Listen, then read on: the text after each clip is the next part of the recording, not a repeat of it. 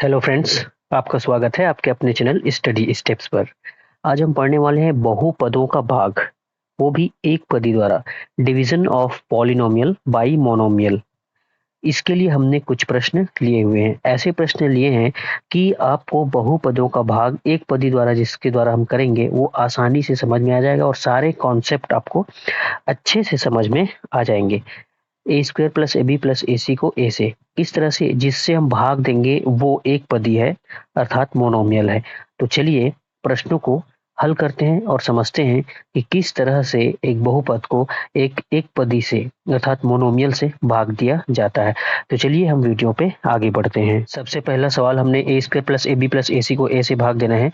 तो मोनोमियल से भाग देना किसी भी बहुपद को बहुत आसान होता है। ध्यान से देखेंगे और समझेंगे, सारे सवाल इसी विधि से बनेंगे।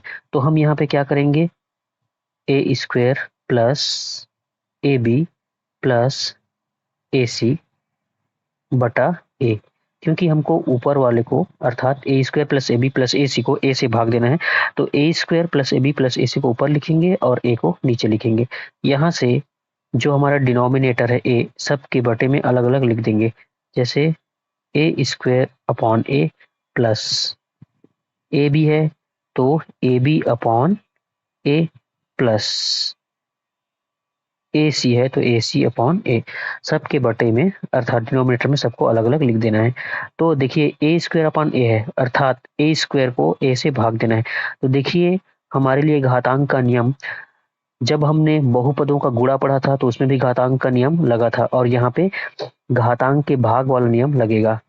ऊपर में देखिए बेस समान है, ये भी ए है ये भी ए है, तो घात आपस में घट जाएंगे अर्थात दो में एक घट जाएगा। तो ये हो जाएगा ए का घात एक कट जाएगा, धन यहाँ पे ए काट दीजिए सिंपल सी, यहाँ पे बच गया बी प्लस यहाँ पर भी ए और ए को काट देंगे तो बचेगा सी। चलिए हमने एक अगला सवाल ले लिया है, 2x⁴ minus 6x³ plus 4x² को 2x² से भाग देना है। तो ये जो लंबा बहुपद है इसी को हमको भाग देना है एक पदी अर्थात 2x² से। तो सबसे पहले बहुपद को हम लिख लेंगे 2x⁴ minus 6x³ plus 4x²। चूंकि इसको भाग देना है तो इसके नीचे एक लाइन खींचेंगे और एक पदी अर्थात 2x² को इसके नीचे हम लिख देंगे। चलिए अब इसको जो डिनोमिनेटर है उसको सभी के डिनोमिनेटर में अलग अलग लिखेंगे। 2x⁴ upon 2x² minus 6x³ upon 2x² plus है बीच में देखिए प्लस, तो 4x² अपॉन नीचे में 2x²। चलिए अब इसको एक एक करके हल कर लेते हैं। पहले संख्याओं को भाग देंगे, 2 एकम 2 2 एकम 2। यहाँ पे x का घात 4 और यहाँ पे x का घात 2 है। तो x की घात 4 ये x का घात 2, जब भाग होता है तो घात आपस में घट जाते हैं। तो 4 में 2 घटेगा तो x का घात 2। यहाँ पे माइनस है तो माइनस लिखेंगे। अब 2 एकम 2 और 2 तिया 6, यहाँ पे 3 बचा, 3 को यहाँ पे लिख लीजिए। x का घात 3 भागित x का घात 2, यहाँ पे भाग हो रहा है तो 3 में जब 2 घटेगा घातें आपस में घटेंगी, तो x का घात 3 में जब 2 जाएगा तो x का घात 1। धन है तो यहाँ पे धन लिखेंगे। 2 एकम 2 और ये 2 दूने 4, 2 बचा तो 2 को यहाँ पे लिख लेंगे।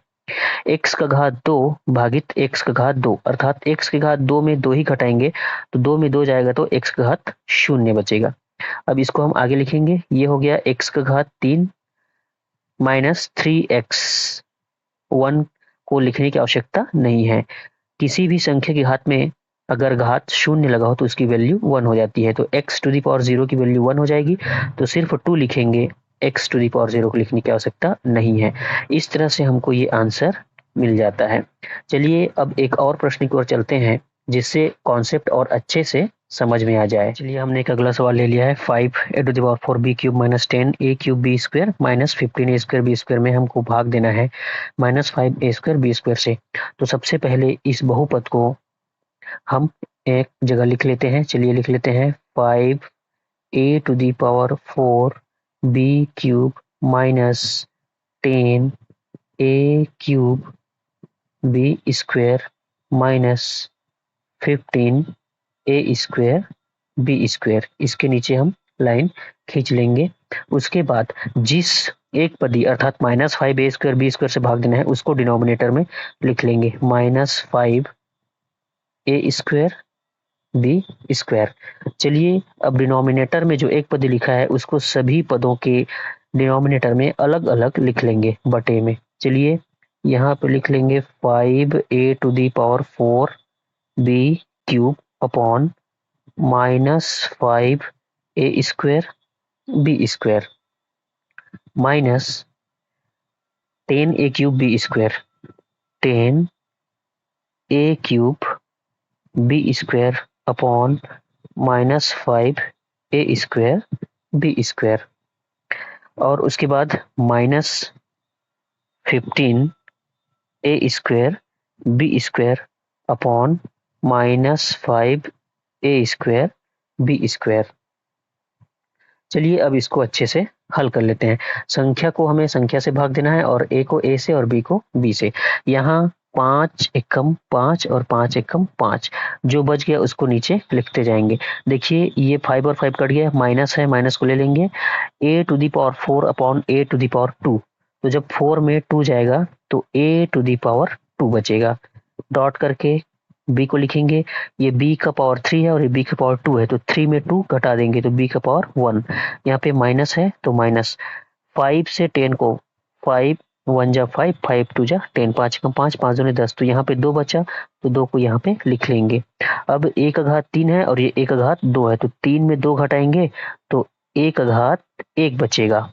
यहाँ पे b का घात 2 और b का घात 2, जब b की घात 2 में b का घात 2 घटेगा तो 0। यहाँ पे देखिए माइनस है और यहाँ पर भी माइनस, माइनस माइनस ये हो जाएगा प्लस। 5 एकम 5 और ये 5 दिया 15, तो 3 बचा, तो 3 को यहाँ पे हमें लिख लेनी है। अब ये a का घात 2 है और नीचे में भी a का घात 2 ही है, तो a की घात 2 में जब a का घात 2 जाएगा तो a का घात 0 बचेगा। यहाँ पर भी b का घात 2 है और b का घात 2 है, तो b की घात 2 में जब b का घात 2 घट जाएगा, जब भाग होता है तो घात घटते हैं, तो यहाँ पर क्या बचेगा 0। चलिए इसका आंसर अब लिख लेते हैं। यहाँ पे -a का घात 2 और ये b घात 1 को लिखने की आवश्यकता नहीं है, -2a, a का घात 1 है उसको लिखने की आवश्यकता नहीं है। b का घात चूंकि 0 है तो इसकी वैल्यू 1 हो जाएगी, अब b गायब हो जाएगा, इसको लिखने की आवश्यकता नहीं है।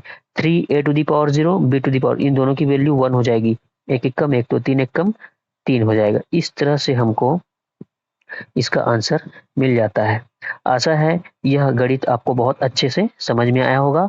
अगर वीडियो अच्छा लगे तो कृपया लाइक करें और हमारे चैनल को जरूर सब्सक्राइब करें। मिलते हैं अगले वीडियो में, तब तक के लिए।